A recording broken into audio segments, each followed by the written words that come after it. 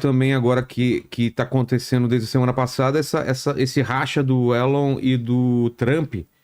E são dois peixes grandes, né? Porque um é o presidente da maior nação do mundo, mais poderosa, e o outro é o cara mais rico e comprou o X, que é a rede mais influente no caso de opinião, né? Então é uma briga de cachorro grande, cara. E dono da SpaceX também, Exato. que tem uma assim, importância ímpar, né, na questão principalmente da órbita baixa, super sensível para os Estados Unidos. Segurança, né? É para a questão da segurança, fiscalização, programa espacial. Dá pra falar quem perdeu mais nessa briga aí?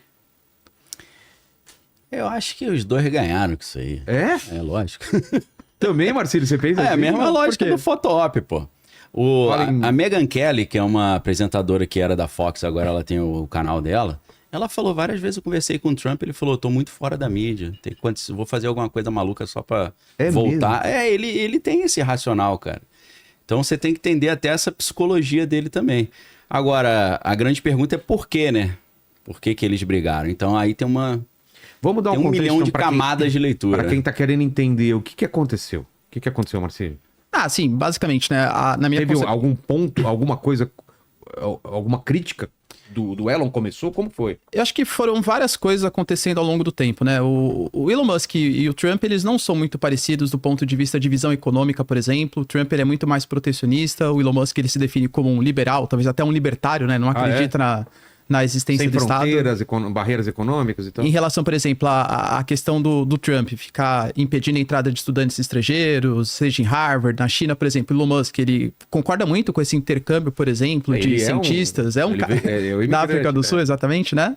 Então, eu acho que já tinham pontos de discordância e ao longo do processo, nesses poucos meses, alguns pontos foram ficando muito divergentes entre os dois. Por exemplo, as taxações. O Elon Musk, ele nunca gostou desse processo, desse super protecionismo, porque, querendo ou não, quando você, mesmo que seja proteger em relação a produtos estrangeiros, no final das contas, o produto vai chegar mais caro pro consumidor americano, né? Então é como se fosse um imposto na sociedade americana, de fato. E o Elon Musk não gostava dessa ideia. Quando isso aconteceu, o idealizador foi um cara chamado de Peter Navarro, né? E o Elon Musk, ele nunca tinha confrontado diretamente o Trump, fazendo críticas contra o Trump. Mas ele já tinha confrontado o Peter Navarro, que era o idealizador do processo. Acho que ainda estava meio que aparando as arestas aí. Quando a gente teve a apresentação agora do The One Big Beautiful Bill, que é essa nova proposta orçamentária do governo Trump, ele praticamente coloca uma série de isenções fiscais. Ele faz também uma série de cortes de gastos, inclusive subsídios de carros elétricos, que é uma coisa que incomodou, claro, né, o Elon Musk. Então, uma série de programas verdes, de transição energética, cortou os subsídios e também teve alguns cortes de gastos aí, importantes. Só que a renúncia fiscal, ela é tão grande nos Estados Unidos que o Elon Musk fala que isso vai trazer um prejuízo que vai fazer com que a dívida pública americana aumente ainda mais. E isso já é um ponto sensível para a economia americana. Os Estados Unidos hoje tem a agência Moody's, por exemplo, de classificação de risco, colocando que os americanos não são mais o AAA, porque tem uma dívida pública que está escalando e isso pode representar dificuldade, por exemplo, de pagamentos. O Trump, ele até está querendo convencer o próprio Congresso americano, com o apoio de alguns democratas, inclusive, a acabar com esse negócio de teto da dívida pública. Nossa. Ele fala assim, não, a gente não tem que ter teto da dívida pública, porque vai chegar em determinado momento, se atingir o teto e não aumentar esse teto, que vai entrar em default. Não vai mais conseguir contrair crédito, não vai poder pagar funcionalismo público, fazer programa de assistência social. Então o Trump, ele quer ou que aumente o teto ou que acabe com o teto da dívida pública. Isso foi assim, o estopim para Elon Musk. Porque ele fala, eu não concordo com isso vai gerar um peso da dívida pública muito grande para a sociedade americana. E eu não concordo com esse programa que deveria ser um programa liberal. É aí que começaram as maiores críticas. Ele começou a resgatar, por exemplo, tweet do Trump lá de 2013, que o Trump falava, como assim, os democratas querem aumentar gastos? Aí ele falou assim, com esse Trump eu concordo, com esse Trump atual eu não concordo mais. Isso no X ou dando declaração? Não, no X, né? Tá. Colocando lá no X. E aí teve a questão, por exemplo... Não se fala pelo telefone, né? É tudo por rede social. Podia fazer, né? Pessoalmente, ali mais fácil, né? Teve a questão, por exemplo, da indicação pra NASA. Porque ele estava colocando que era um seu aliado para ser o chefe da NASA. Porque o Elon Musk, ele tem como um dos princípios básicos dele, que é a questão que ele quer colonizar Marte. Ele já colocou isso como um dos seus objetivos.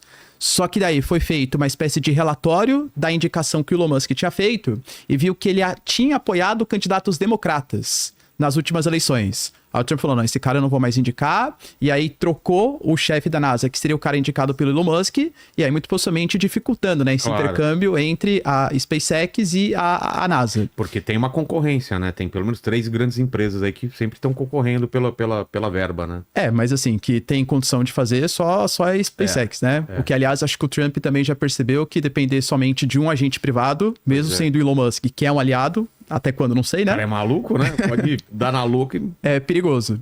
Então, acho que foram várias briguinhas que foram acontecendo ao longo do processo. E a declaração que ele deu, que, poxa, sem a minha presença, o Trump teria perdido o processo eleitoral, e aí acho que mexeu muito com o ego do Trump. Total. Aí ele começou a colocar que o Elon Musk só estava fazendo tudo aquilo porque tinha ficado chateado, porque cortou os subsídios em relação aos carros elétricos, até que chegou no estopim, que aí o Elon Musk pegou num ponto perigoso, que ele falou do caso do Jeffrey Epstein. Exato. Colocou lá, né? Olha, eu tenho informações aqui privilegiadas, deixem guardado esse post, porque vai fazer sentido no futuro que ele tem participação. Aí depois ele deletou, né? Acho que aí ele mexeu num ponto que é muito sensível pro Trump. Mano. Porque assim, ligação eles têm, claro, no passado. Participavam de festinhas, eram amigos. Agora, se realmente participava da rede com crianças e tal, aí foge ao meu conhecimento, né? Tanto que isso ele apagou, mas não sei se você chegou a ver, Vilela, eles meio que estão se reaproximando, né? Não vou falar que é uma amizade, assim, mas o Elon Musk, ele retweetou algumas, principalmente por conta dos protestos em Los Angeles, falando que apoiava, assim, medidas mais restritivas em relação ao combate aos protestos. O Marco Rubio, ele tentou ser um mediador um pouco ali da situação, o J.D. Vance também tentou ser um mediador da situação, né? Então, porque pra mim não faz sentido pra nenhum dos dois lados, nem pro Trump brigar com o Elon Musk, nem o Elon Musk brigar com o Trump, é uma coisa que é ruim pros dois lados, entende? Ou pra chamar atenção, talvez faz sentido. As ações da Tesla, né? Tesla caíram pra caramba, né? Despencaram, exato. Mais 30 trilhões que perdeu. Daniel, quem são esses personagens, então? Quem é o Elon, o J.D. Vance? Como que tá o pessoalzinho do Silício, lá do Vale do Silício, então, das Big Techs? Qual que é essa briga aí? Quem viu o filme Mountain Head... Exato, já assistiu esse filme? Sentiu acabou de estrear aí. E, cara, é muito o que a gente tá a primeira sugestão de filme, galera, os escribas que sempre anotam, anota aí, Mountain Head. É uma família, né, que um tem... Eles ficam vendo sempre quem é o Big Boss de grana, tipo, né? o clubinho deles, o clubinho deles. O clubinho, que eu esqueci o nome. Beaver, sei lá. O carinha do The Office lá, como chama? Esqueci o nome dele também. O personagem principal. Minha filha vai brigar comigo. Michael Scott, né? Mas é o personagem, né? E Steve Carell. ele perdeu a posição de primeiro de mais rico para outro cara, né? Que é o ascendente. E o outro cara que tá com empresa de inteligência artificial e começa a dar... A galera começa a ter alguns... como chama? Riots? As brigas. Você vê que no filme já tem. Fala sobre protestos. Que são incentivados, olha lá o filme. Programação preditiva. Por incêndios de mentira. Deepfakes, Diante de um cenário de caos nos Estados Unidos, eles cogitando a possibilidade deles falarem, vamos derrubar logo o presidente e a gente assume. Exato. Meio eles decidindo. Eu acho isso altamente profético. E da Argentina. Do que tá. E da Argentina. O que ele fala lá? Da Argentina, o cara fala, pô, você quer governar a Argentina? Ele fala, tem quero. Grupo de golpista e, tipo, você quer. O Big Tech governando. Cara, eu acho que isso é perfeito. Por quê? Cara, é muito assunto aqui. Você me interrompe a hora que você quiser. Imagina, tá? Fica à vontade. Que eu falo pra caramba também. Tem a ver com o Bilderberg lá, né? Um pouco. Tem tudo a ver. Eu até separei esse link, eu passei pra Fabi, não sei se a Fabi tá na área, passei pra você eles, também. Você já tem o link? Tem. Cara, deixa eu ver qual é o número do link aqui, que são links pra caramba. Tá. É o número 5. Na minha opinião, tá? Vou forçar a barra um pouquinho. Quem governa os Estados Unidos hoje é o Peter Thiel. Que é? Que é um desses caras da Big Tech. Porque foi ele que colocou o J.D. Vance lá. Então você imagina, se um cara tem poder suficiente para escolher o vice-presidente dos Estados Unidos, esse cara manda muito, né? Então, mas não foi só ele que escolheu. Mas quem é esse cara? Dá um background desse cara. Vou dar, tranquilo. Esse cara é um alemão que foi criado na África, chegou a morar na África do Sul também. Você vê que essa galera toda vem da África do Sul. Ele, o Elon Musk, o David Sachs, que agora é o... Olha lá, é lá embaixo... Lá embaixo tem o nome do Peter Thiel ali, ó. Tá vendo? Peter Thiel. Presidente da Thiel Capital LLC. Isso aqui é o comitê diretor do Grupo Bilderberg. Pô. Então, que são os caras que ditam os próximos anos, né? Exato. Então, para quem acha que isso é teoria da conspiração, né? Eu sempre falo, cara, de onde vem o termo teoria da conspiração? Foi a CIA que inventou na época da comissão Warren, que estava investigando quem matou o Kennedy. Aí todo mundo que falava que a CIA tinha matado o Kennedy, eles vinham como bombeiros, que a gente chama, né? Para apagar incêndio, vinham como os bombeiros fazendo assassinato de reputação, falando, não, isso aí é teoria da conspiração. Então, o Grupo Bilderberg, no próprio site dele, está lá o nome do Peter Thiel, que é o dono da Palantir Technologies, fundador, e o nome do Alex Karp, que é o CEO. Olha lá, ó, Bilderberg, isso aí é o Steering Committee, que é o comitê diretor. Tem uma galera ali, né? Muita gente que, se você olhar ali, você vai conhecer. Mas tem o Alex Karp, que tá ali em cima, né? Que é o CEO da Palantir Technologies. E lá embaixo tem o Peter Thiel. É o quarto antes do fim lá. Isso, com a letra T. Então, tá atrás do microfone aí aqui, né? Ah, beleza. Não, pra mim tá dando pra ver. Não, aqui fica atrás do microfone. Ah, beleza. Subir, entendi, na edição ali. Ah, tá. Dá pra ver? Tá, beleza. Achei que era do microfone da mesa. Não, aqui, eu falei, não, tô vendo. Tô vendo na arte aqui. Então, eu fico preocupado com o pouco que o Peter Thiel é falado aqui no Brasil, porque é esse cara que tá dando as cartas. Esse cara ajudou a eleger o Trump em 2016 e agora ajudou muito a eleger o Trump em 2017. Esse cara, ele é como se ele fosse um Fórum Econômico Mundial individual, né? Apesar de que o Fórum Econômico Mundial também era o Klaus Schwab, mas ele saiu por alguns escândalos que aconteceram, né? Então, esse cara, ele não quer apenas, por causa de um background filosófico que ele tem, e aí é outro conceito que eu raramente vejo as pessoas falando, que é a filosofia do Dark Enlightenment, que é o iluminismo sombrio. O que é o iluminismo sombrio? Eles criticam a ideia de liberdade, igualdade, democracia. Eles acham que quem deve governar são os mais capacitados da ciência e da tecnologia. Então, eles são tecnocratas mesmo. Sim. Então, o iluminismo sombrio é isso de um cara chamado Curtis Yarvin. Se você entende a filosofia do Curtis Yarvin, você vai entender o pensamento do Elon Musk e o pensamento do Peter Thiel. Lembrando que Peter Thiel, David Sachs, Reid Hoffman e o Elon Musk são da máfia do PayPal, né? Máfia do PayPal foi o nome que a revista Fortune deu para os fundadores do PayPal. A gente não pode esquecer que PayPal foi construído um dos primeiros sistemas de pagamento digital, ou seja, uma das primeiras fintech também.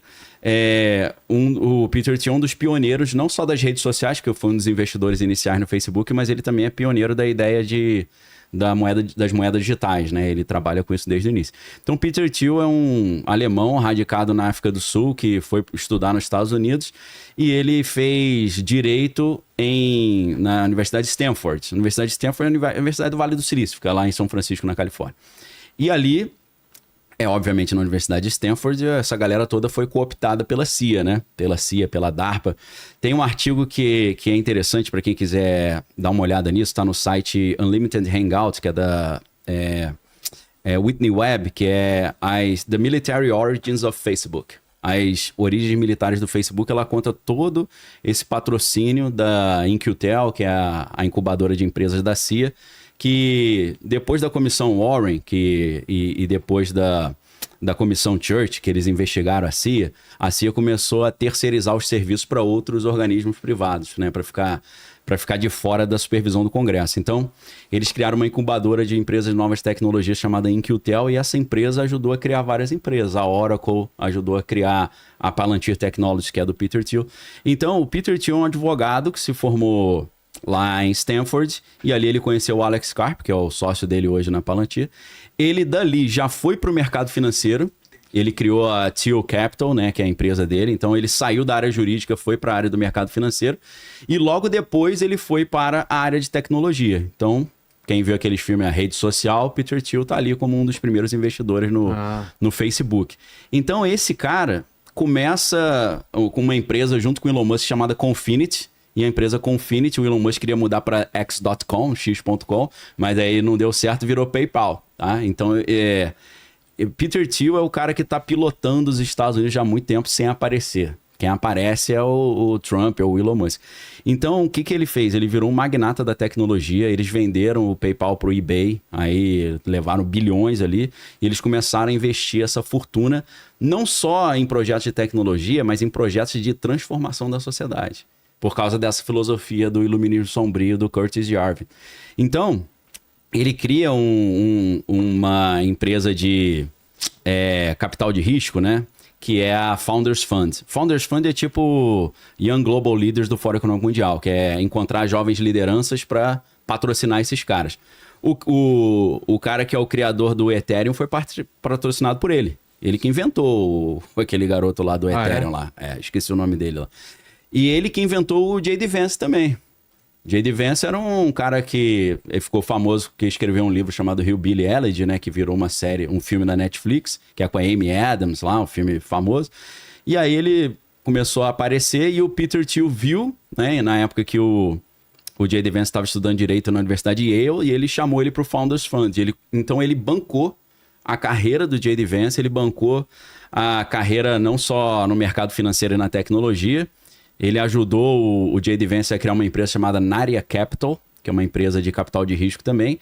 E você vê, um cara que surge do nada, J.D. Vance, ninguém sabe quem é, ele já chega com o patrocínio do bilionário Peter Thiel e do Eric Schmidt, que é o ex-CEO da Google. Que são os caras mais ricos do mundo. Então é curioso a gente falar que esses caras são antissistema, são contra o Deep State, quer drenar o pântano. Pô, pelo amor de Deus, isso aí é o pântano por definição, né? Então o Peter Thiel é um cara que ele tem um projeto de transformar a sociedade, ele quer influenciar a política. E ele já falou que esse negócio de democracia e liberdade não combina, não funciona, não tem como você jogar esse jogo. Esses caras não acreditam em democracia. Eles acham que os tecnólogos têm que governar. Eles não falam isso abertamente, que pega mal. Mas se você pinça entrevistas deles, vocês vão achar isso. Então o Peter Thiel, ele governa os Estados Unidos ali por trás. Aí o primeiro, acho que é o segundo link que eu separei, o Mark Andreessen é desse grupo também. Mark Andreessen foi um cara que criou um dos primeiros navegadores de internet. Ele é um dos pais da internet, ele tá lá no Hall da Fama da internet. O Mark Andreessen deu uma entrevista no meados de 2024 e ele falou, olha, me chamaram para uma reunião em Washington, gestão Biden-Harris, junto com outros colegas do Vale do Silício, e chegaram pra gente e falaram, a gente não vai investir mais, não vai permitir mais que vocês desenvolvam inteligência artificial. Nós vamos desenvolver isso no setor público e vamos escolher uma outra empresa para fazer isso. Tá ali a matéria do Mark Andreessen, né? Por que Mark Andreessen... Traduz aí para mim, Vilela, que aí você tá enxergando. Por que Mark Andreessen ficou muito assustado depois do encontro com Biden, com a administração do Biden sobre inteligência artificial? Ele falou que foi aí que ele deixou de apoiar o Biden. Por quê? Porque o Biden falou que não ia deixar mais os caras desenvolverem inteligência artificial. Rolou que ele ia papo? Segurar. Então foi aí que o Vale do Silício mudou de time. Entendi. Foi aí que a galera falou, Biden já era. Quem vai atrapalhar? Vamos pro Trump. Cara, faz muito sentido. Entendeu? Vamos pro Trump. O próprio Elon Musk, né? Ele era democrata. Lógico. Exato, né? Todo mundo. Não, Mark Zuckerberg. Exato. Que expulsou o Musk das redes sociais. Muita hipocrisia. O próprio Jeff Bezos, que a gente tava falando. Não, mas o Zuckerberg é o que eu mais fiquei impressionado, cara. Ele fica pro outro lado, cara. Nossa. Aí ele tá lá todo... Você fala, meu irmão, tá enganando quem, cara? Pô, lógico que você não gosta do Trump. Você tá aí só pra não quebrar tuas pernas. Não é nem dinheiro, né? É poder. Porque dinheiro esse cara já tem, né? Pô, lógico. Então, o que acontece? Quem organizou essa guinada do Vale do Silício a favor do Trump foi esse cara, foi o Peter Thiel. Então o Peter... Mas porque ele sabia das intenções do Trump ou chegou pra ela e falou assim, a gente quer isso? Chegou pro Trump e falou, olha só, o Biden falou que vai acabar, vai botar um monte de limitação ao desenvolvimento da inteligência artificial. Se você nos garantir que você vai liberar pra gente desenvolver, a gente vem pro teu barco. A gente te apoia. Tá. Aí ele falou, ok, mas qual é a contrapartida? Aí o Peter Thiel falou, vamos ter que escolher o vice.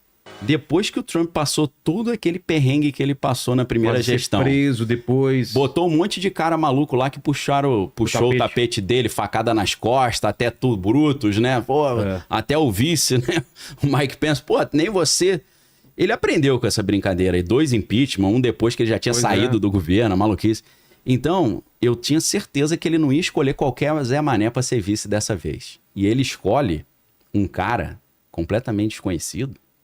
Falei, cara, tem algo muito grande aí, meu irmão. Fui investigar, falei, o Peter Thiel. Peter Thiel e Vale do Silício. Então, por que eu tô falando isso? Já vou passar a palavra, eu não gosto de ficar muito tempo falando sozinho, não. Por que eu falei que beneficiou os dois? Porque o Trump tem compromisso com esses caras. Entendeu?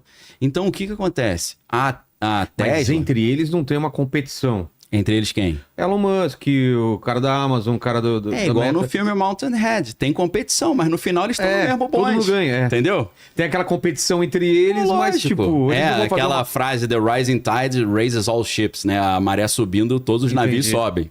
Tem a ver com isso. Então, o que acontece? O Trump agora, eu falo que é o BBB do Trump, né? A Big and Beautiful Bill. O orçamento gigante, que o Musk ficou chateado que aumenta os gastos. No meio daquilo tudo ali, tava um dispositivo legal que impede os Estados Unidos e todos os 50 estados da nação de, durante 10 anos, criar qualquer lei que atrapalhe o desenvolvimento da inteligência artificial. O quê? Virou a terra sem lei da inteligência artificial. Cara... O que é isso? É ele pagando pedágio pros caras que patrocinaram ele. Mas também é o medo da China, né? Também, lógico. Porque os caras lá não tem nenhum freio Tem lá. esse argumento geopolítico também, lógico. Então, quem sai ganhando nessa história? O Vale do Silício. Pois é. Entendeu? Porque quando a galera viu isso, que falaram, pô, vai ficar 10 anos liberado, eles ficaram preocupados, começaram a reclamar. Aí sai a notícia bombástica. Donald Trump entrega para a Palantir Technologies. Palantir Technologies é uma empresa que foi criada depois do 11 de setembro, em 2003, para poder monitorar os terroristas e prender todo mundo e aplicar o pré-crime, prender o cara antes dele cometer um crime. É que é Minority Report total. Report. Então, esses caras são especializados em buscar dissidente, extremista e mandar tudo pra cadeia. O Alex Karp fala, nós impedimos a extrema-direita de crescer na Europa. E hoje esses caras estão com o Trump. Você fala, pô, Trump, você tá botando os caras que dizem que... Então, assim, muito louca a história, mas essa notícia que o Trump entregou pra Palantir Technologies, o controle de todos os dados dos cidadãos americanos, para montar um mega banco de dados... A galera falou, cara, isso é perigosíssimo. Porque a Palantir é uma empresa bélica. Eles vão usar isso contra nós. Claro. E isso foi pra mídia. A Big and Beautiful Bill foi pra mídia, todo mundo falando que isso era um absurdo, não sei o quê. Essa confusão toda desviou o foco inteiro. Quero que o Marcílio, se quiser comentar alguma coisa sobre desculpa, isso também. ele até falei mas demais. eu quero que ele ajude a entender o papel do Elon Musk desde que ele começou e a saída do governo. O que ele foi fazer lá, aquela contenção, aquele corte que ele fez, o que aconteceu com o Elon nessa passagem pelo Trump, desde o apoio antes, né, na campanha e... Eu acho que assim, o Elon Musk ele fez parte do governo do Trump por dois motivos. Por uma questão de princípio mesmo. Eu acho que ele tem os seus objetivos pessoais. Ele fala que, por exemplo, ele só vai se sentir realizado como ser humano, ele só vai entender o sentido da vida quando ele expandir os horizontes, quando ele conquistar Marte. E claro que você, fazendo parte do governo americano, fica muito mais fácil fazer essa confluência entre público e privado para conseguir atingir os objetivos. Eu não sei se vocês acreditam nessa conversa, mas parece que é genuíno mesmo isso. É uma coisa megalomaníaca dele. Não parece que é mentira que ele quer ir para outros planetas. Vou deixar o professor falar isso. Na minha concepção, né? Depois eu falo isso, não vira Não, na minha concepção, acho que sim, assim, pelo menos lendo assim a biografia, as pessoas que quer deixar legado, né? Exatamente, é uma coisa que ele tem como princípio, que é conquistar o espaço, conquistar Marte. Tanto que, como eu falei, né, a não indicação do Trump, da indicação do Elon Musk para chefiar a NASA por uma suposta ligação com os democratas, talvez tenha sido um dos principais pontos de causar essa ruptura entre Elon Musk e Trump, né? E outra questão também de saber que ele sempre vinha criticando, como eu falei, o Elon Musk, ele pertence ao pensamento mais liberal, mais libertário. Então, para ele vê que o Biden, por exemplo, fez ali o aumento do teto da dívida pública, uma irresponsabilidade fiscal, uma série de subsídios a planos verdes, enfim, era uma coisa que não combinava com seus princípios de a ideia de um Estado menor, um Estado mais desregulado. Então, eu vejo desses dois lados, Vilela, tanto por objetivos pessoais, pertencer ao governo ia facilitar com que ele tivesse mais acesso a tecnologias para desenvolvimento da Tesla, principalmente do programa espacial.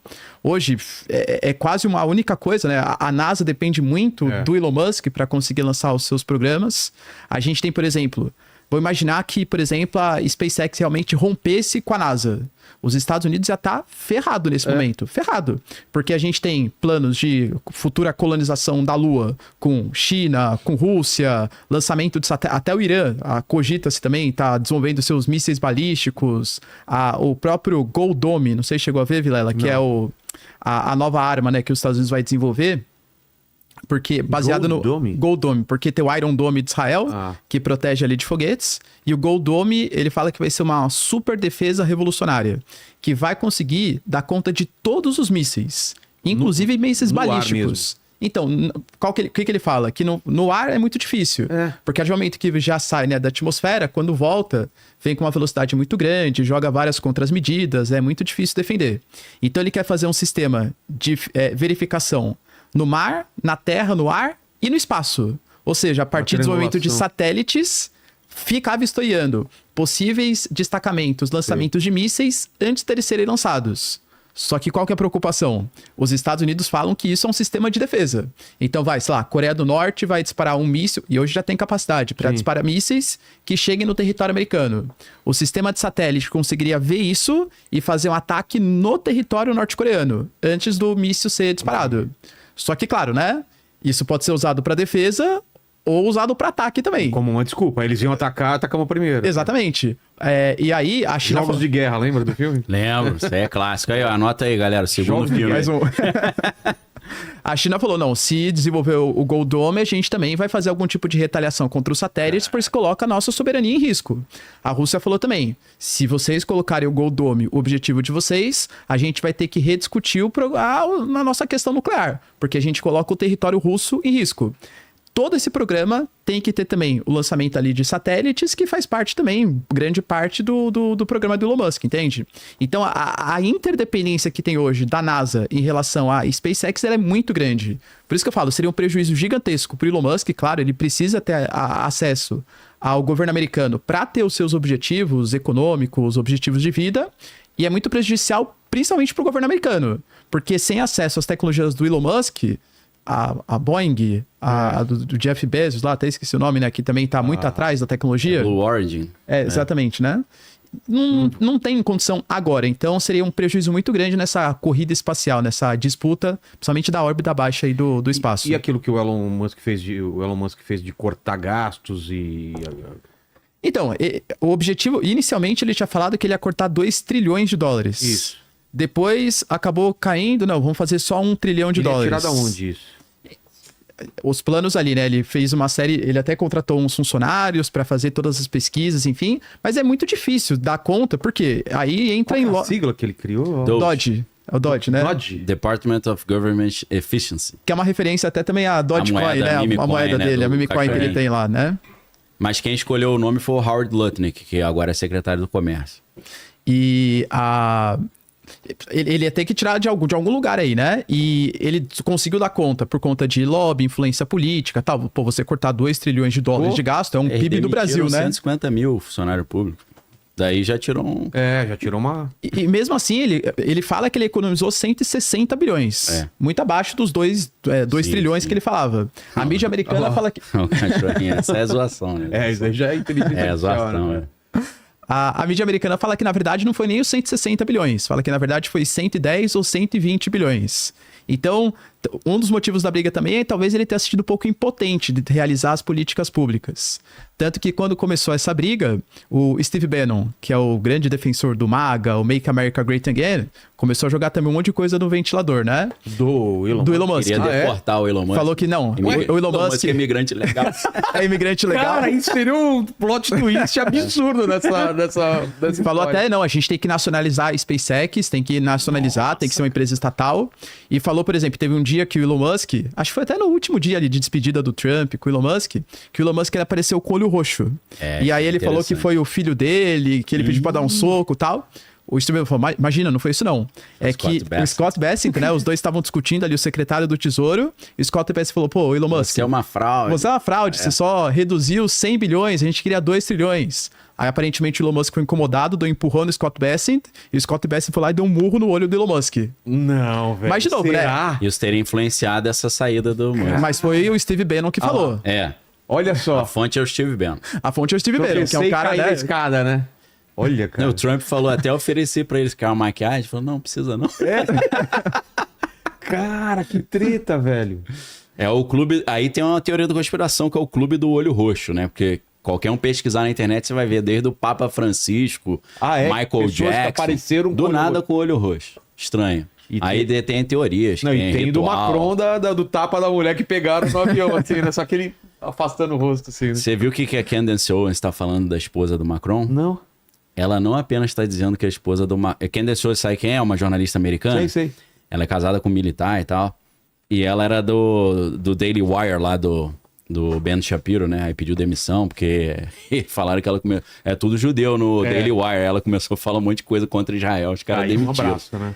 Cara, ela disse que ela chegou a essa conclusão. Ela mostra, tem vários episódios no documentário, que a esposa do Elon Musk, além de ser homem, é o pai do Macron. Ele casou com o pai dele. É. Mano! Tá nesse nível a conversa, meu irmão. Você sentiu o nível da piração. Meu pai ficou irado quando eu falei, não, para com isso. Eu falei, não, ela tá falando, sou eu não. Inclusive tem, não sei se a galera acha a foto, né? Acharam a foto do garotinho, dela jovem. Sim. E mostrando ela hoje, a semelhança, porque ela foi professora do Macron. Ela é 40 anos mais velha que ele. 40 anos? 40 anos. Não sabia que era diferença tão professora do ensino médio ainda, né? Foi professora do ensino médio e ali começou um romance até ele era menor de idade, né? Nossa, velho. Aí a teoria da Candace Owens, que até então era uma jornalista séria, né? Conceituada. Ela tá com essa história malucaça aí. Mas atualmente, como que tá a relação dos dois aí? Vocês falaram que os dois pisaram no break, como que tá? Então, publicamente nenhum pediu desculpa pro outro. Não? O Trump continua falando que vai vender o Tesla dele, vai continuar... Não, esse Tesla aqui eu não quero mais. Atualmente, como que tá a relação dos dois aí? Vocês falaram que os dois pisaram no break, como que tá? Então, publicamente nenhum pediu desculpa pro outro. Não? O Trump continua falando que vai vender o Tesla dele, vai continuar... Não, esse Tesla aqui eu não quero mais, tal, né? Aliás, outro ponto de discordância. Pô, ver o Trump, teoricamente, incentivando a Tesla, sendo que o Elon Musk é um cara que fala que não existe aquecimento global, que é um cara que defende as indústrias carboníferas, e foi até subsidiado pelas indústrias carboníferas americanas, era meio... O Trump, né? Era meio complexo, assim, pensar nessa semelhança aí entre os dois. Então, aparentemente, eles não vão pedir desculpas públicas, penso eu que isso não vai acontecer. Mas devem ter falado pra ele, ó, segura a onda que pode... Os dois, né? O próprio J.D. Vance, ele fez um comentário público falando assim, pô, não concordei, você, Elon Musk, o que você fez, essas críticas, mas acho que um dia você vai voltar pro governo americano, vai ser conselheiro do Trump, e acho que no final das contas os dois vão se reaproximar, porque não faz sentido pra nenhum dos dois lados essa briga. Pois é. E algum desdobramento disso daí pro mundo ou não? Então, eu acho que não foi por acaso, a gente tá vendo essa... Primeiro nós vimos a notícia que a Palantir ia assumir o controle de todo o banco de dados e ia criar um mega dado sobre os americanos. Uma conversa que eles estão querendo esperar a coisa esquentar mais para instaurar um ato patriótico 2.0, que vai envolver inteligência... O que é um ato patriótico? A diminuição das... Então, foi a resposta ao 11 de setembro, né? Depois do a Palantir Technologies é uma resposta ao 11 de setembro também. Exato. Além da Palantir Technologies, só pra galera ter ideia, a Palantir Technologies tem um sistema, um programa chamado Lavender. E o Lavender é o que o exército de Israel usa para escolher os alvos que eles vão eliminar. Até alguns comandantes acham até bom, né? Que fala, pô, mas você errou, eliminou um cidadão inocente. Fala, eu não, foi a máquina que escolheu, né? Pois é, tira a responsabilidade. Culpa quem, né? Então, esse cenário todo, eu acho que ele tá caminhando, pelo que eu tô sentindo, os Estados Unidos tá caminhando para uma semana que vai culminar no sábado agora, dia 14, altamente contundente. E a gente tá perto de 4 de julho, né? Sim. Sábado agora é a festa, né? O aniversário do Trump e os 250 anos do exército também. Vai ter uma parada, né, de militar, o que tá indo de blindado, pra equipamento garantir. bélico. Porque se forem fazer alguma coisa, vai ser nesse dia, né? Então, aí a galera da oposição ao Trump tá organizando um movimento chamado No King. Tem até o site. King? No King, não tem nem o rei, né? Trump não vai ser o rei. Sei. E já tem 2 milhões de pessoas já que assinaram lá um formulário para poder participar. Assina essa parada, velho? Tem que ser muito ignorante para assinar, né? O cara vai já entra na lista de terroristas. Entra na lista pra ser vigiado, Pô, cara. Em 2023, o FBI botou os católicos tradicionais em lista de terrorista, porque falou que eles estavam associados ao extremismo e tal. Então, e o cara... Imagina você assinar uma lista dessa. Contra o Trump. Tem que ser meio... Acho que é pegadinha, né? O cara bota o nome do inimigo na lista pra sacanear o cara, né? E tem empresa que tá patrocinando também, né? Tem essas várias manifestações. Empresas, cara. Muitas empresas. Não, se você olhar a história história da Karen Bass, que é a prefeita de Los Angeles, pô, a história dela é... Primeiro que ela foi treinada em Cuba, né? Ela passou muitos anos em Cuba, ela era militante de rua, fazia protestos. E ela foi, durante 6 anos, como deputada federal, né? Membro da Casa lá dos Representantes, ela era membro do NED, né? Que é o National Endowment for Democracy. Mais uma vez, aquela história. A CIA, depois da Comissão Church, em 74, eles começaram a terceirizar para o setor público as atividades para poder sair debaixo da supervisão do Congresso. Porque aí são empresas que não são vinculadas ao governo. Então, o National Endowment for Democracy, que é o NED, que tem a ver com esse negócio de USAID, ou USAID, né, que a galera, né, que a CIA usava para mudar governos mundo afora, o NED vai nessa linha. E ela presidiu o NED durante 6 anos. Presidiu não, né? Foi membro do conselho, né? Então, segundo Mike Benz, que é o cara que tem criticado isso, ele fala que a função do NED era uma empresa de fachada da CIA para iniciar revoltas no mundo inteiro e organizar protesto de rua. Então a Karen Bass, acho que não é por acaso que exatamente em Los Angeles esses protestos estão tendo mais repercussão. Talvez não é explícito, né? Elas estão incentivando. Tem até uma vereadora de Los Angeles que ela falou: o Trump tá engrossando o caldo, a gente vai engrossar também. Então o clima tá bem estranho. Eu acho que a gente está caminhando para uma instabilidade social aí perigosa, mas que todo mundo olha e fala: o Trump deve estar irado com isso. Não, eu acho que ele está achando legal. Porque vai dar um ensejo para ele apertar endurecer. Mais. Endurecer. E eu acho, inclusive, que para ele é ótimo isso, porque quando você pega a popularidade do Trump, tá mal em relação aos últimos governos. Vê se acha umas imagens dessas revoltas na Califórnia, por favor. Tem uma imagem até legal, se quiser pegar, que é um cara em cima do carro com a bandeira do México. Do México, né? Eu vi. Essa aí é categórica. E quando você vê assim, por que o pessoal tá avaliando ele mal, não é pela política de deportação, não é por conta do corte de gastos, é por conta dessa política de sobretaxas, pelo risco de uma volta da inflação, pela não queda da taxa de juros. Mas dos imigrantes é por causa da deportação, não é? Então, por isso que eu falei, pra ele é legal que tenha isso. Por quê? Ele fala, tá vendo, eu quero fazer a política de deportação, que é uma coisa que a população americana concorda com ele. Olha só. É uma imagem bem icônica, né, cara? Tá bravo. Não, vindo pra cá agora, eu vi que tem gente na rua agora já dando tiro na polícia. O quê? Eu tava vendo um vídeo do cara metendo bala na polícia. Aí o Trump fala: é agora, pessoal. Então, e sábado ele falou que se tiver algum tipo de manifestação desse tipo em Los Angeles, até por isso, né? Ele chamou os Marines, já tem 700 fuzileiros navais ali. Na verdade, dia 28 de abril, ele emitiu uma ordem executiva, né? Uma medida provisória já liberando o exército para atuar na segurança de rua. Então a galera tá falando, acho que ele já sabia que ia rolar isso aí, né? Porque quando o remédio vem antes do problema, você fala, pô, peraí, meu irmão. Deu muito na telha. Acho que já tava meio programado, mas por que você falou que o lance de serem imigrantes é uma boa desculpa para ele? Porque não é de ser imigrante, é dos imigrantes que tá fazendo baderna. Então... isso é bom, porque ele fala aí, eu não falei? Exatamente. É uma justificativa. Lógico, pra ele tira o tema que mais incomoda ele, que é o tema economia, pra focar no que é uma coisa que a população americana majoritariamente concorda com ele, que são essas políticas de deportação. Quando você pega Los Angeles, por exemplo, uma cidade que tem quase 50% da população que se define hispânica ou descendente de hispânicos. Em alguns bairros... Aonde começou foi, acho que é Paramount, que é um bairro do subúrbio ali, você tem mais de 80% da população. E aí, já perto tava... do México, né? Pertinho do México. Exato. Tudo começou, né, na sexta-feira. Na verdade, já vinha essa política aí do ICE, né? Fazer essas políticas aí de... esse tema é legal. De explicar o que é o ICE, E aí a gente teve na sexta-feira, tem uma loja lá que é o Home Depot, que é uma loja de departamento, né? Que geralmente fica um monte de hispânico vendendo seus serviços. Porque tem empreiteiros que vão fazer compras de material de construção, tem pessoas... E aí eu falo, você comprou o quê? Você quer que eu reforme sua casa? Quer que eu faça não sei o quê e tal? E aí começou a rolar uma notícia, ninguém sabe exatamente de onde surgiu, que no estacionamento, onde os hispânicos estavam oferecendo seus serviços, a polícia ia fazer uma operação. Vazou no né? Reddit, mas você viu que o serviço falou que é mentira, que eles não iriam fazer na sexta-feira. Sim. Então, teoricamente, foi uma notícia plantada para causar algum tipo de balbúrdia, algum tipo de confusão. Você vê que tem uma intenção que o caos se instaure, né? Exato. Olha essa imagem também. E aí começaram as manifestações, aí a polícia começou a reprimir, isso incentivou que ainda mais manifestações acontecessem. Aí o Gavin Newsom, governador da Califórnia, falou que não precisava ter atuação da Guarda Nacional. E aí... tá tudo sob controle aqui. Na verdade, eu acho que foi a primeira vez desde 1945 que um presidente usa a Guarda Nacional sem o consenso dos governadores. Da última vez tinha sido no Arizona, Sim. por conta que eram manifestações que estavam ocorrendo contra as políticas segregacionistas dos Estados Unidos. E o governador do Arizona era bastante segregacionista. Então o presidente na época autorizou a Guarda Nacional. Mas, porque a Guarda Nacional, teoricamente, ela é um instrumento do governo do estado. O financiamento, o treinamento, é tudo o governo federal. Mas quem tem que utilizar é o governo do estado.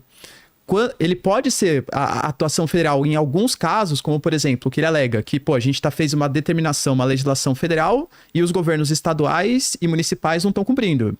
É que o caso da Califórnia e de Los Angeles é muito peculiar.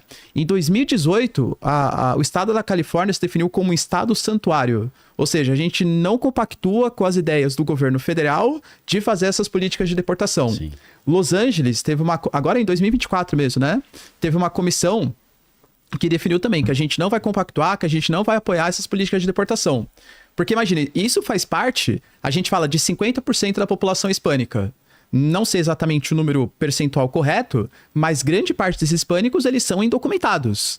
E a população que tem o registro oficial, o cara que é indocumentado é o vizinho, é o irmão, é a namorada, é o cara que faz parte da sociedade de Los Angeles. Então, quando a polícia começa a fazer essas políticas de deportação, já vinha um aumento da tensão social, porque são pessoas que fazem parte do dia a dia da cidade. E grande parte da população de Los Angeles defende esses indocumentados. Assim, não, esses caras não podem ser deportados porque eles são importantes para a nossa sociedade. É a minha babá, é o meu jardineiro, né? É o cara que... É o cara que ajuda a sociedade, exato. Então, como política federal, faz sentido. É que em Los Angeles, é assim, se tinha algum lugar para dar errado, possivelmente essa política ia dar errado em Los Angeles, pela tensão social que já existia. Aí você pensa, acho que foi proposital, né? Não é possível. Exato. E na Flórida tem também uma taxa alta de imigrantes, só que lá são mais republicanos, né? É um estado mais republicano, é por isso que não dê confusão lá. Ali tem muito cubano também, como o cara saiu do regime... Se ele saiu de Cuba é porque ele não concorda com o regime comunista. Então ele tem uma tendência a ser avesso ao progressismo, ao comunismo, entendeu? Então acho que é uma realidade diferente de imigração ali, porque na Califórnia é uma imigração mais mexicana. Ali na Flórida tem muito cubano, venezuelano. É um pessoal mais meio anticomunista. Mas tem um detalhe que o professor falou, que é o ICE, né? Que é o instituto que está fazendo esse negócio. O ICE é a sigla do Immigration and Customs Enforcement, né? Que em português eles traduzem como Serviço de Imigração e Controle Aduaneiro, de aduana. Aí é muito legal você descobrir de onde vêm as instituições, né? Quem fundou, quando e por quê. A gente volta ao 11 de setembro. Essa instituição ICE foi criada no ano de 2003, exatamente após aquele cenário do 11 de setembro, para combater o terrorismo e crimes fronteiriços. Então, o que eu tô sentindo que tá vindo na narrativa é a reconstrução da mesma atmosfera, mesmo clima do 11 de setembro. Aí o negócio vai ficando muito estranho quando a gente soma o que o pessoal lá da Homeland Security tem falado.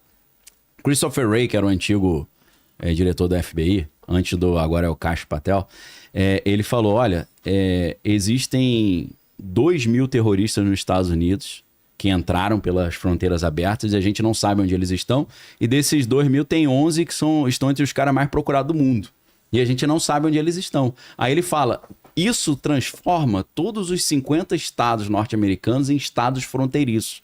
Mas, cara, mas como assim? Significa que não são só os estados que têm fronteira com o México ou com os outros países que têm problema, porque esses imigrantes ilegais associados ao crime internacional estão espalhados pelo país inteiro. Então ele começou a insinuar que a gente pode ter um atentado terrorista a qualquer momento. Entendi. E os caras estão voltando a falar nisso.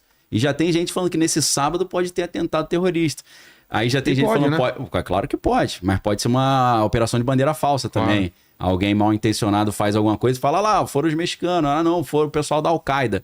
O que está sendo falado agora, tem vários ex-agentes da CIA que estão falando que a Al-Qaeda tem 1.000 terroristas da Al-Qaeda nos Estados Unidos, eles estão se espalhando pelas cidades e eles estão prontos para fazer um atentado terrorista. Então isso está preocupando, porque eu estou vendo uma atmosfera de 11 de setembro sendo desenhada novamente. Aí você vê assim, diretor da FBI, A gente da CIA falando, Al-Qaeda vai fazer um atentado terrorista nos Estados Unidos. Parece que tá criando essa atmosfera de medo, né? Meu Deus, e agora? Imagina o aeroporto como vai ser nesses dias aí para embarcar. Eles estão, esse pessoal da CIA, né? O programa, para quem quiser assistir, tem aparecido muito no programa do Sean Ryan. O Sean Ryan Show é um cara que era da CIA também, ele traz muita gente do meio militar. Ele tem levado vários agentes lá que estão falando isso. Eles falaram que provavelmente o que eles pegaram ali de inteligência é atentado no Capitólio, atentado em Washington ou relacionado à aviação. Derrubar algum avião, fazer alguma coisa assim. Então tá um clima muito estranho para esse evento do aniversário do Trump sábado aí, que vai ter uma parada militar também.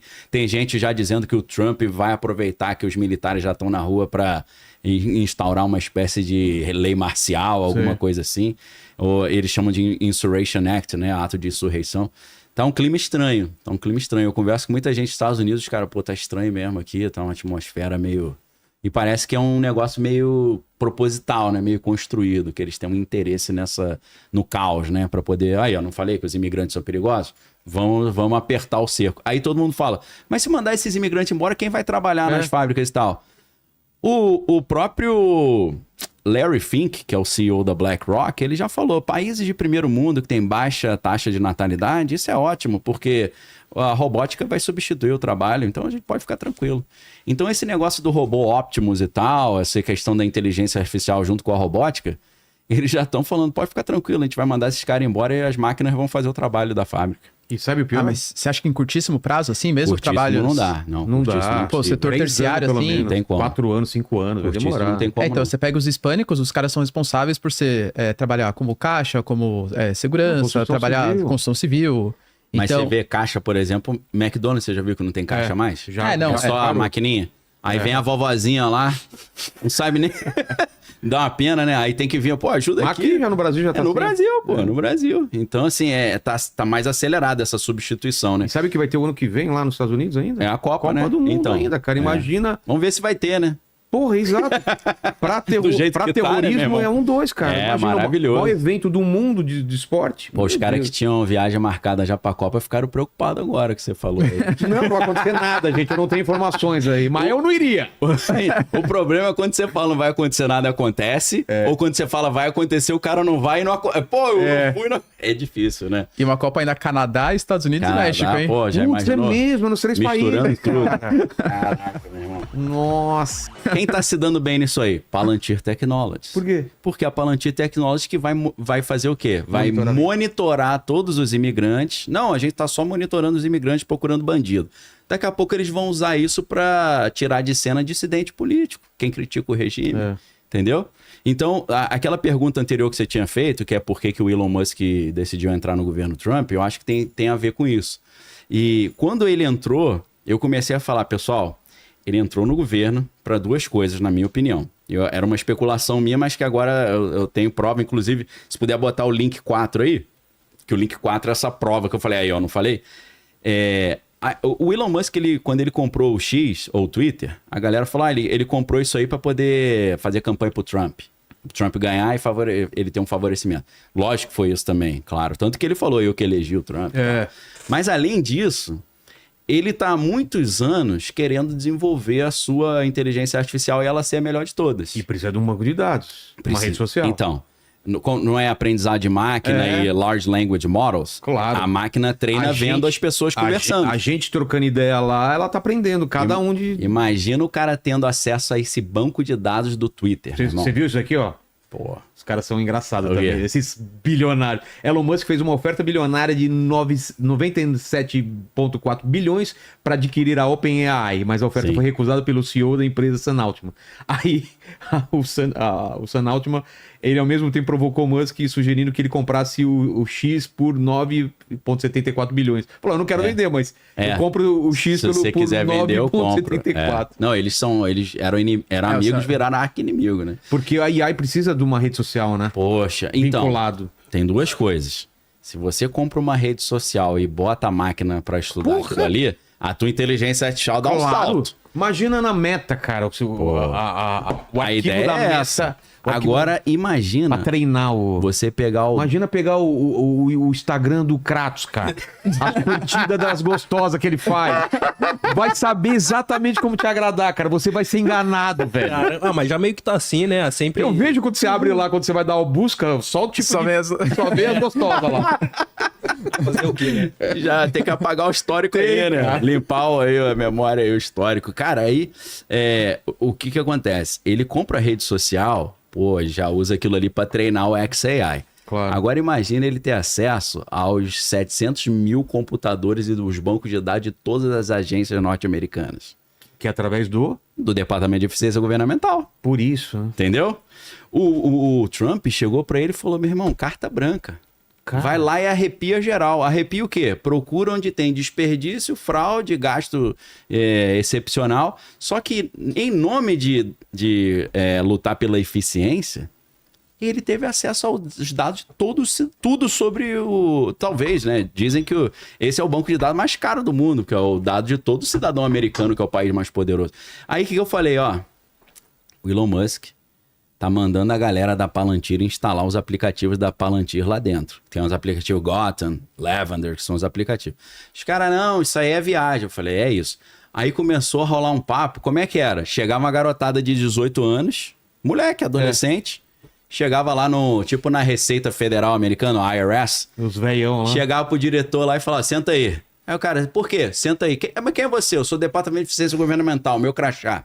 O presidente me deu o poder de fazer, senta aí. Aí o velho senta e ele fala. Aí o garoto fala: você tem 5 minutos pra defender o seu emprego. Se você não conseguir defender, tá demitido. O moleque demitiu o cara. Eles fizeram protesto. O Elon Musk ele mandou até um e-mail, né? Que depois acabou voltando. A Casa Branca falou que não tá mais autorizado, mas o Elon Musk ele mandou um e-mail pra todos os servidores públicos americanos pra eles responderem o e-mail justificando por que eles deveriam continuar empregados. A existência do teu emprego. Aí, cara, essa garotada. Lá nos Estados Unidos tem umas empresas de, tipo, instalar internet, telefone, que é Geek Squad. E aí eles falaram, eles deram um apelido pra essa garotada de Palantir Geek Squad. Só que em vez de instalar telefone e internet, eles estavam instalando os aplicativos da Palantir. Ah, entendi. Entendeu? Aí eu falei, meu irmão, e é isso. Aí saiu a matéria agora, na revista Wired Magazine, que é uma das revistas de tecnologia. Palantir está ajudando o Dodge com uma massivo IRS? IRS é a Receita Americana. Ah, tá. É um projeto de banco de dados da Receita Americana, o Dodge está recebendo ajuda da Palantir. Essa matéria é de 11 de abril, se não estou enganado. Então, por que o Musk entrou no governo? Porque ele queria pegar esse banco de dados. Faz todo banco sentido. de dados aí, meu irmão. E ele pegou e a Palantir pegou também. A Palantir já tem condição de fazer um blackout no planeta Terra inteiro, se eles quiserem, que eles estão em todos os aplicativos. É muito poder na mão dessa galera. Voltando ao filme, como que é? Mountain Head. Os caras falam assim, Vamos desligar derrubar isso, geral, derruba não sei o quê. Isso, e eles derrubaram. Derruba O que a gente vai derrubar na Europa? Derruba a eletricidade. É isso. É assim. Cara. Tá nesse nível. E aí você lembra do Klaus Schwab, do Fórum Econômico Mundial? Em 2020, todo mundo falando, caramba, pandemia, o que é isso? Ele falando, rapaz, calma, tá vindo agora a pandemia cibernética.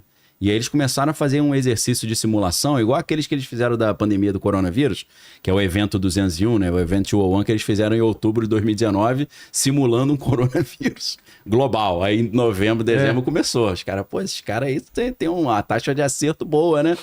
Aí o que acontece? O Fórum Econômico Mundial começou a simular uma pandemia cibernética. E ele falou, vocês estão achando que esse vírus é perigoso? Um vírus digital...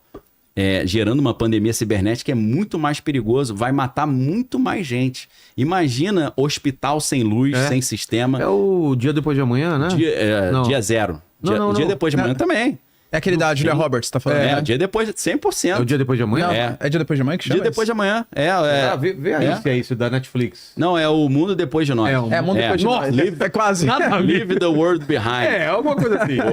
Mundo Depois de Nós. Mas tem o dia depois de amanhã também. Tem também apocalíptico. Não, então, o Mundo Depois de Nós e o Dia Zero. O Dia Zero são também. sobre isso. Que é com o um é um Robert filme e De o Niro. outro é uma série, né? É tudo a ver. Não, e nessa série... Só que do Robert De Niro é interno, né?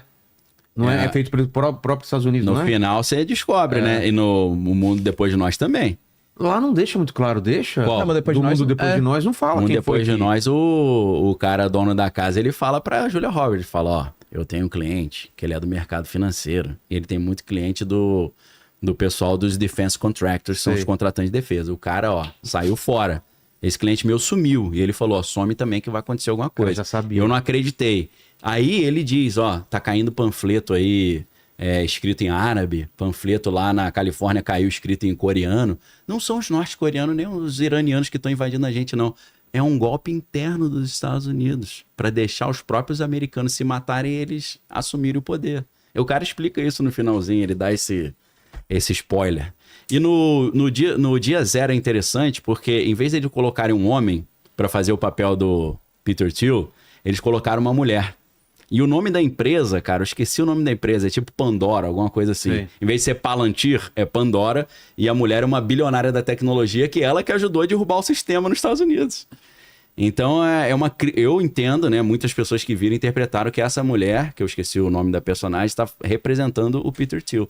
Então, muita gente está falando que o que nós estamos vendo nos Estados Unidos é o Vale do Silício tomando poder.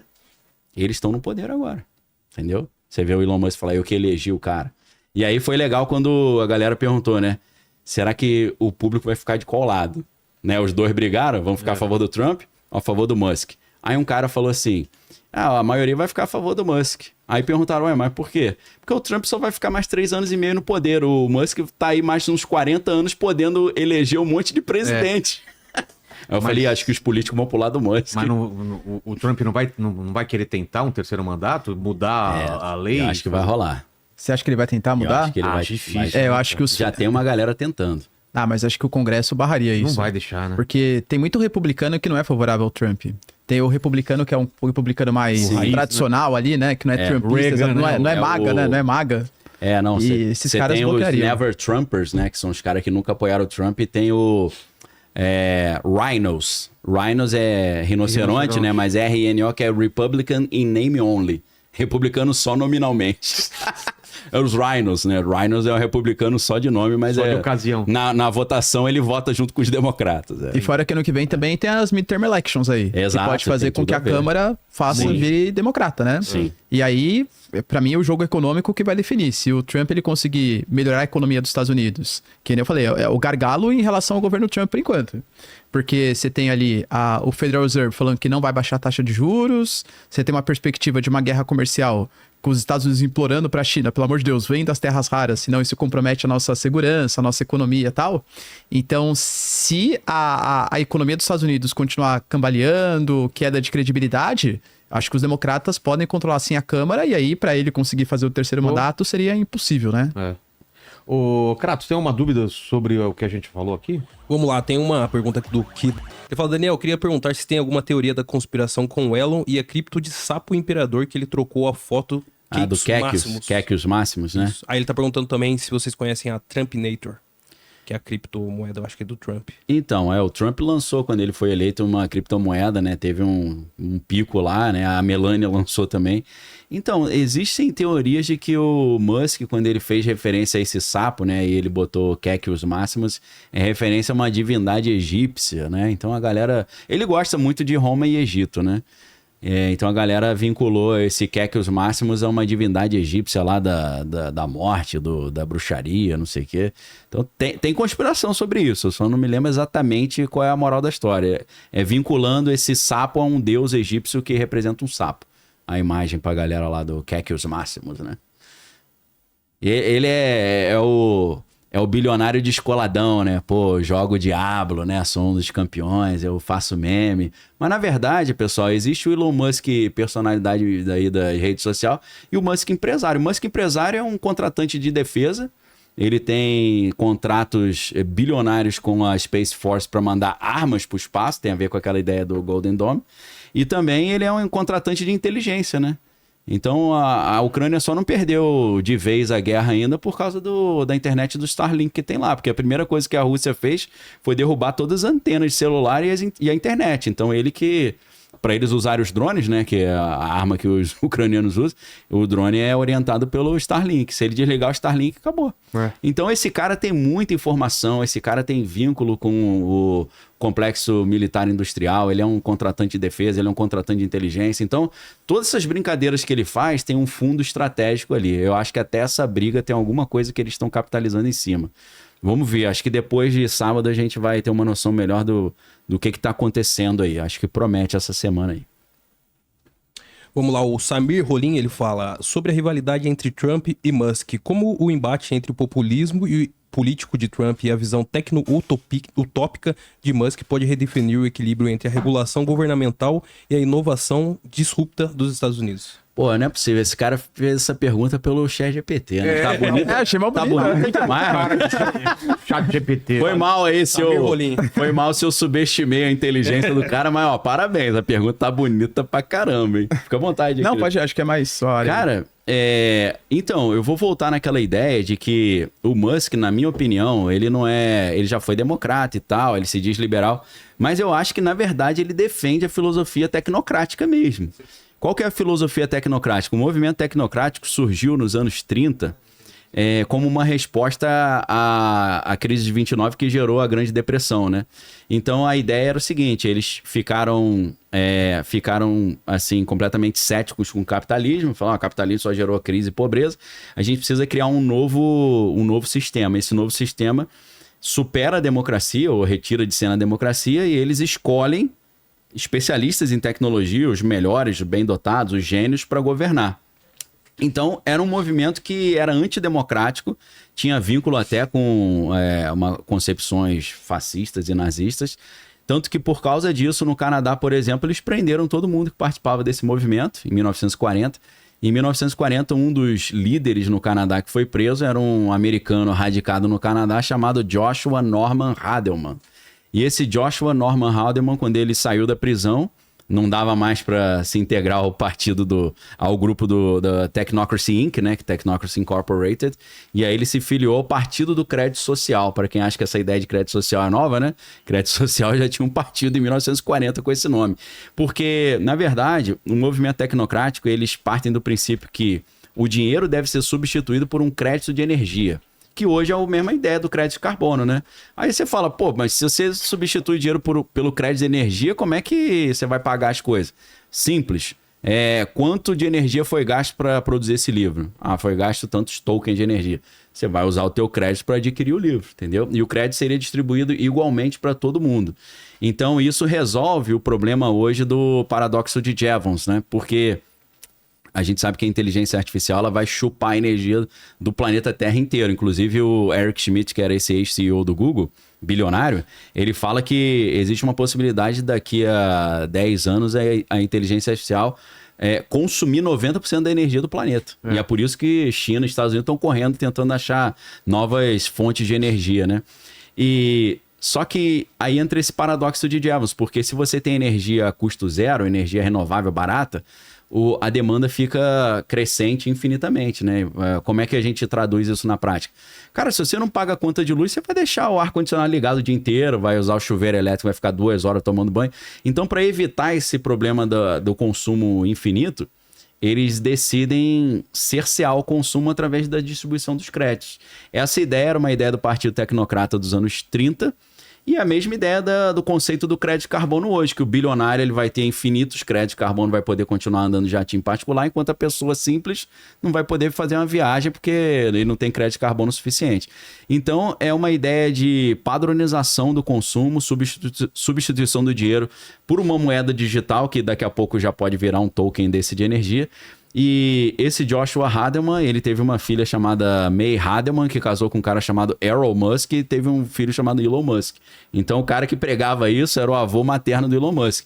E quando você vê as ideias do Musk, são exatamente as ideias que o avô dele tinha. Então, na minha opinião, o Musk e o Trump estão trabalhando juntos para implementar esse projeto, que é o mesmo projeto do Fórum Econômico Mundial. A gente sabe que Musk tem vínculo com o Fórum Econômico Mundial, o Javier Milei também, todos eles foram jovens líderes, o Emmanuel Macron, todos esses caras são jovens líderes do Fórum Econômico Mundial que foram doutrinados ali nessa visão do grande reset, quarta revolução industrial, capitalismo de stakeholder e por aí vai. Então, para mim, tá todo mundo trabalhando junto. O Musk, o Trump, o Vale do Silício, o Wall Street, a gente vê o Larry Fink da BlackRock falando sempre sobre isso também, substituição do trabalho por uma renda básica universal.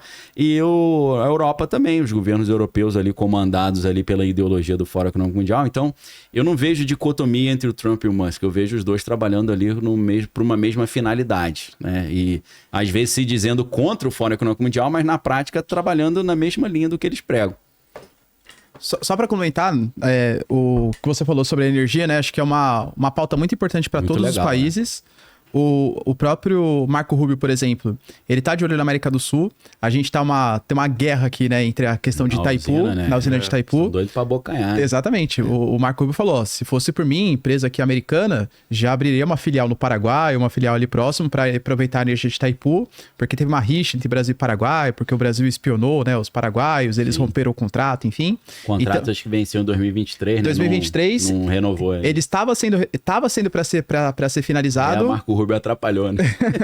E descobriram que a BIM, ela acabou espionando o presidente do Paraguai e vários ministros paraguaios para ter acesso às informações privilegiadas de preço que o Paraguai aceitaria vender energia para o Brasil e, tendo noção desse preço, fazer a proposta. O Brasil faria uma proposta baseada no que os paraguaios já aceitariam. Entendi. E os paraguaios, eles têm um certo resquício em relação ao Brasil, até por conta da Guerra do Paraguai.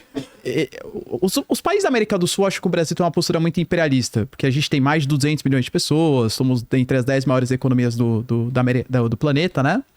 Então, a própria interferência dos Estados Unidos, aproveitar a energia de Itaipu, a questão da exploração lunar, por exemplo, um dos principais objetivos é ter acesso ao hélio 3, né, que vai conseguir fazer com que a fusão nuclear consiga funcionar de maneira muito mais rápida, o principal combustível para ser utilizado, e os chineses também avançados nesse processo, por isso também a exploração da Lua, né?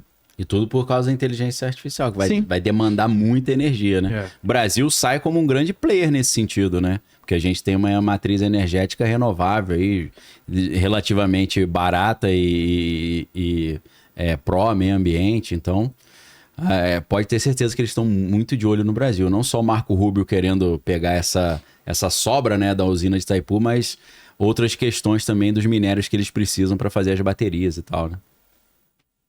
O César Augusto, ele fala assim, por que o Musk mencionou Epstein e o Trump e depois apagou? Podemos ter novas informações sobre esse caso, tendo em vista que o julgamento do P. Diddy está rolando? Sim, com certeza. Hoje já é assim meio consenso que o Epstein era um agente de inteligência, né? Que trabalhava não só para os Estados Unidos, mas provavelmente para Israel também, né? Então, existe... Já aproveitando que fizeram essa pergunta, eu vou dar uma dica pra galera pesquisar depois. No dia que disseram que o Epstein morreu, e já foi uma história bem mal contada, né? Super cheia de buracos, porque ele tava numa prisão de segurança máxima, num corredor, né? É um corredor que tem várias celas, mas são celas individuais. Mas esse corredor tem uma porta exclusiva. A porta estava aberta, o segurança falou que dormiu, não viu nada. A câmera estava desligada, eles não sabem por que estava. Então, a porta dele abriu misteriosamente, então ninguém viu nada. Aí um legista falou que ele quebrou um osso no pescoço que não se quebra geralmente quando alguém acaba se enforcando e tal. A galera já começou a mostrar foto, apareceu uma foto do corpo assim de perfil deitado no chão, o nariz é totalmente diferente, o desenho da orelha. Então no dia saiu uma matéria dizendo que um funcionário do presídio viu o Epstein saindo algemado com o cara e a galera entrando com o corpo de um cara parecido com ele. Mano. E aí eu comecei a pensar, cara, então o que aconteceu essa semana?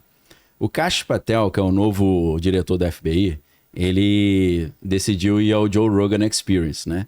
E ele tava lá no Joe Rogan e todo mundo falou, todo mundo tava perguntando, e o Rogan perguntando, falou, cadê os documentos do Jeffrey Epstein? Você não falou que você ia divulgar? Aí ele falou, pessoal, sabe o que aconteceu? Ele é o diretor e o Dan Bongino, que é um é um cara veterano lá do serviço secreto, né? Ele ajudava a proteger os presidentes e virou um jornalista famoso depois, tá sempre na Fox e tal. E os dois falaram, não tem nada, não. Aí falaram que ia mostrar as filmagens, as fotos e tudo. E falaram, mas não tem nada, cara. Aí os caras, vocês estão mentindo, estão enganando a gente. E ele falou, eu tô falando a verdade, não tem nada. Aí eu fiquei pensando, será que ele tá dando uma dica que realmente não tem nada porque o cara não morreu e trocaram ele por um defunto? Eu fiquei sem dormir acho que uns 2 dias pensando nisso. Falei, será que o cara tá sendo honesto porque os apoiadores do Trump estão descendo a paulada nele? Falei, pô, você prometeu que ia mostrar os vídeos, cadê os vídeos, cara? Eu tô falando sério, cara, eu olhei lá, eu, Dan Bondino, não tem nada. E eu tava com raiva também, falando, pô, ele... medrou, né? Amarelou, falou que ia divulgar, não divulgou. Só que agora eu tô pensando, será que realmente não tem nada mesmo porque o cara tá vivo ainda? Porque esse negócio de forjar a morte é uma coisa altamente mirabolante e tal, mas não é de todo impossível, não. Existem alguns casos documentados de agentes de inteligência que forjaram a própria morte, né? Porque eram arquivos vivos. Então... fica a dúvida aí, né? Será que vai aparecer alguma coisa do Epstein nova? Cara, o material do Epstein, ele não pode ser divulgado. Por quê? Se você divulga, você perde o poder sobre a pessoa que está naquele material. Então, enquanto o material está escondido, você tem um poder de barganha e de chantagem. Você chega para um cara poderoso e fala, meu irmão, você vai ter que fazer isso, se não fizer, eu vou divulgar o material. Então, se você divulga, você perde esse capital aí geopolítico e econômico poderosíssimo. Então, não vai divulgar nunca isso. Não vai divulgar. E o Trump provavelmente está lá, mas ele está lá, ele andou no avião do cara, todo mundo sabe disso. Ele chegou a ter uma amizade, mas quem... investigou, né? Tem um ex-agente da CIA chamado Steve Petchenik, que ele falou, cara, eu já olhei os documentos, o nome do Trump tá lá, mas tá lá só como andou com o avião junto com a esposa e com os filhos, e depois encontrou o cara na casa dele lá em Nova York, mas nunca participou de orgia nem nada, porque ele falou, o Trump geralmente ia embora mais cedo das festas, igual a festa do P. Diddy, né? Sim. Tinha a primeira festa, a segunda festa, que era White Party, e depois tinha Free Coffee, que aí era ninguém é de ninguém, né? Quem ia pra Free Coffee que entrou na chantagem, né? Que aí falou, ó, agora não tem mais regra, é pegação geral. Aí tirava o foda de tudo e falava, ó, agora tu tá no meu bolso, meu irmão. Se não fizer o que eu falar, eu boto na boca no trombone. Mas ainda não saiu nada do pedido, né? Muito pesado. Ainda não, e tá rolando, né? Toda semana. Tem gente até falando que essa briga do Elon Musk e do Trump foi pra desviar a atenção do julgamento do P. Diddy. Eu já não sei, né, meu Também irmão? acho que não. Eu sei que tem muita gente poderosa que tá pendurada lá no P. Diddy também, né? Que ele sabe, tem os documentos. Mas dizem que os documentos também não estão nos Estados Unidos, tá tudo lá com o pessoal de Israel também. Que ele mandou pra galera de Israel. A gente não pode esquecer que a namorada do Epstein, que era a Ghislaine Maxwell, né? O Ghislaine Maxwell, o pai dela, Robert Maxwell, era um agente do Mossad, pô. E foi ele que botou a Ghislaine Maxwell pra monitorar o Jeffrey Epstein, né? Então a ponte era entre eles ali. O Robert Maxwell, que era um multimilionário, né? Tinha uma editora famosa chamada Pergamon Press. Ele tinha um iate e ele foi encontrado boiando no mar, pelado lá. Aí pegaram o corpo dele e falaram que ele teve um mal súbito. Aí caiu do navio. Aí eu pensei, né? Pô, pensava, né? Mataram o Robert Maxwell, né? Porque ele era um arquivo vivo. Hoje eu já penso assim, será que forjaram também, né? Será que ele tá vivo ainda e botaram um indigente lá no lugar dele? Eu já não sei de mais nada.